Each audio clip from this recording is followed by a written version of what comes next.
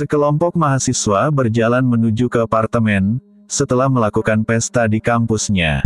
Namun di pertengahan jalan, mereka melihat seorang lelaki tergeletak tidak sadarkan diri. Dan setelah dilakukan pemeriksaan, ternyata lelaki itu sudah tidak bernafas. Pihak berwajib yang mendapatkan laporan, segera datang ke tempat kejadian dan kemudian membawa mayat lelaki itu, untuk dilakukan autopsi. Dan hasilnya diketahui, bahwa lelaki itu bernama Jesse Valencia.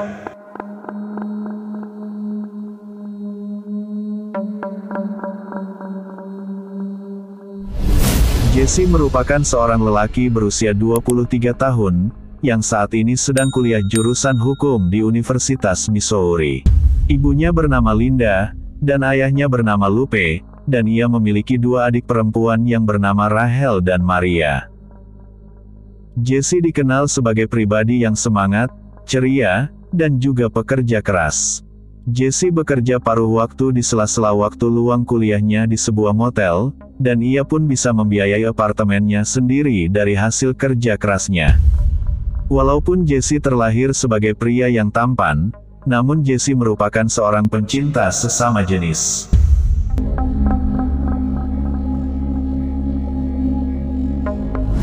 Kini, pihak berwajib pun siap untuk melakukan penelusuran perihal meninggalnya Jesse.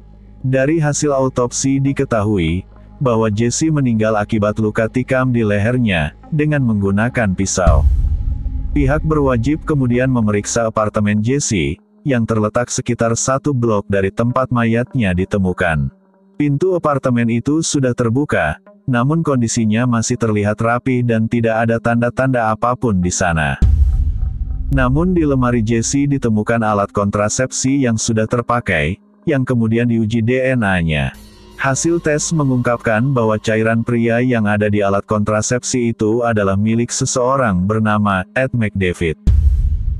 Dan hasil autopsi kuku Jesse menunjukkan bahwa ada DNA Ed McDavid dan juga DNA seseorang yang masih belum diketahui identitasnya. Pihak berwajib kemudian menanyakan informasi lebih lanjut kepada teman-teman komunitas Jesse. Dan salah satu dari komunitas itu akhirnya memberikan keterangannya, orang itu bernama Andy Skermerhon. Andy memang telah lama mengenal Jesse, dan mereka sering terlibat enak-enak atau cinta satu malam. Namun Andy mengatakan bahwa pada suatu malam, saat ia sedang tertidur bersama Jesse, tiba-tiba ada suara ketukan pintu di apartemen Jesse. Dan ketika Jesse membuka pintu, ia melihat seorang anggota pihak berwajib yang datang. Pihak berwajib itu pun akhirnya membuka pakaiannya, dan menyuruh Jesse dan Andy, turut ikut enak-enak dengannya.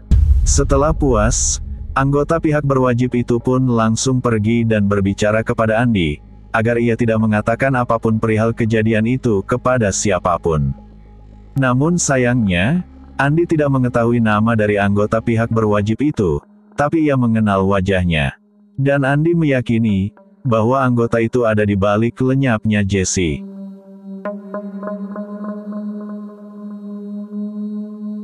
Pernyataan Andy kemudian disetujui oleh Linda, yaitu ibu Jesse. Linda juga mengatakan kepada pihak berwajib, bahwa Jesse sebelumnya pernah bercerita, bahwa ia menjalani hubungan dengan seorang anggota pihak berwajib, yang selalu datang ke apartemennya secara mendadak. Namun Linda pun tidak mengetahui nama dari anggota pihak berwajib tersebut. Andy akhirnya diminta datang ke kantor pihak berwajib, untuk bisa mengidentifikasi anggotanya melalui buku tahunan. Saat Andy datang dan menyusuri lorong kantor pihak berwajib, ia berpapasan dengan seorang anggota, dan kemudian Andy pun memberitahu, bahwa anggota itulah yang telah tidur dengannya dan juga Jesse malam itu. Stephen Rios adalah nama anggota yang dimaksud oleh Andy, yang telah enak-enak dengannya dan juga Jesse. Stephen Rios merupakan anggota pihak berwajib yang berusia 27 tahun kala itu. Ia telah memiliki istri dan juga satu orang anak yang masih bayi. Menurut rekan kerjanya, Stephen merupakan pribadi yang pekerja keras, taat aturan dan juga orang yang sangat dihormati. Dan para rekan kerjanya sangat terkejut, bahwa Stephen ada di balik lenyapnya Jesse dan terlibat cinta sesama jenis. Dari hasil keterangan, Stephen dan Jesse pertama kali bertemu sekitar 2 bulan yang lalu, di pesta yang dihadiri Jesse. Saat itu, Stephen sedang berpatroli dan bertugas untuk membubarkan pesta tersebut. Jesse yang dikenal suka berdebat, akhirnya ditangkap oleh Stephen dan diberikan panggilan pengadilan kota, karena menghalangi operasi pemerintah. Stephen kemudian mengantar Jesse ke stasiun, dan menanyakan sejumlah pertanyaan pribadi di perjalanan. Sehari setelah pesta, Stephen datang ke apartemen Jesse tanpa diundang, dengan alasan ia memiliki lebih banyak pertanyaan untuk Jesse. Tetapi yang sebenarnya, Stephen hanya ingin enak-enak dengan Jesse. Setelah itu, Stephen pun mulai sering datang ke apartemen Jesse sesuka hatinya, hanya untuk enak-enak. Namun Stephen menyangkal, bahwa ia orang yang melenyapkan Jesse. Ia berdalih bahwa saat malam kejadian, ia sedang tidur di rumahnya bersama dengan istrinya. Stephen pun tidak keberatan memberikan kukunya untuk diuji DNA-nya, dan hasilnya cocok dengan DNA sebelumnya yang ada di alat kontrasepsi. Namun saat itu, Stephen tidak dilakukan penahanan, dikarenakan belum ada bukti secara khusus, bahwa Stephen ada di balik lenyapnya Jesse. Tetapi akhirnya petunjuk lainnya ditemukan. Ahli forensik mendapatkan bulu kecil, yang masih ada akarnya di tubuh Jesse. Sehingga bulu itu pun bisa dilakukan analisa tes DNA. Dan kali ini, Stephen tidak bisa mengelak lagi, bulu yang ditemukan cocok dengan DNA-nya. Stephen pun menyerah, dan menceritakan semuanya. Menurutnya, Jesse mengetahui bahwa Stephen telah menikah dan memiliki seorang anak. Jesse pun sangat khawatir tentang hubungannya dengan Stephen, hingga akhirnya Jesse pun mengambil keputusan untuk mengakhirinya dan meminta Stephen untuk meninggalkannya. Namun Stephen tidak mau meninggalkan Jesse, dan ingin tetap melanjutkan hubungan yang tidak biasanya dengan Jesse. Jesse pun mengatakan kepada Stephen, jika ia tidak meninggalkannya maka Jesse akan mengatakan semuanya kepada istri Stephen. Hal itu membuat Stephen sangat kesal, dan ia sangat khawatir hubungan dengan istrinya, dan juga dengan karirnya. Maka kemudian, tanpa berpikir panjang, Stephen pun menikam Jesse secara berkali-kali. Jesse berusaha untuk menangkis dan keluar dari apartemen, namun karena terlalu lemah gemulai, Jesse pun tidak bisa menahan, hingga ia tidak sadarkan diri. Saat itulah, kemudian Stephen menikam Jesse dengan pisau di lehernya, hingga lelaki gemulai itu pun tidak bernafas, dan Stephen kemudian melarikan diri.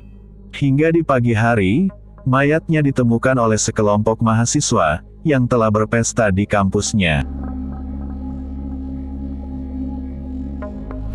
Setelah dilakukan persidangan berkali-kali, akhirnya pada tahun 2008, Stephen dijatuhi hukuman penjara seumur hidup.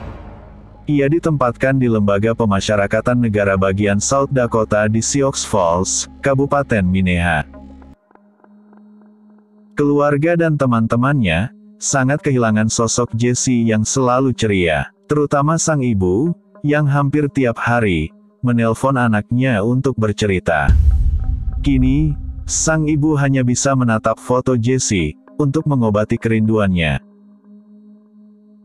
Jesse pun telah dimakamkan di perkebunan keluarga di Perryville, Kentucky, Amerika Serikat.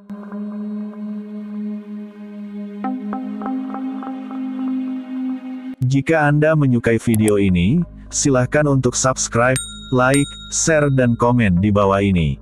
Jangan lupa juga untuk menyaksikan video lainnya di channel ini.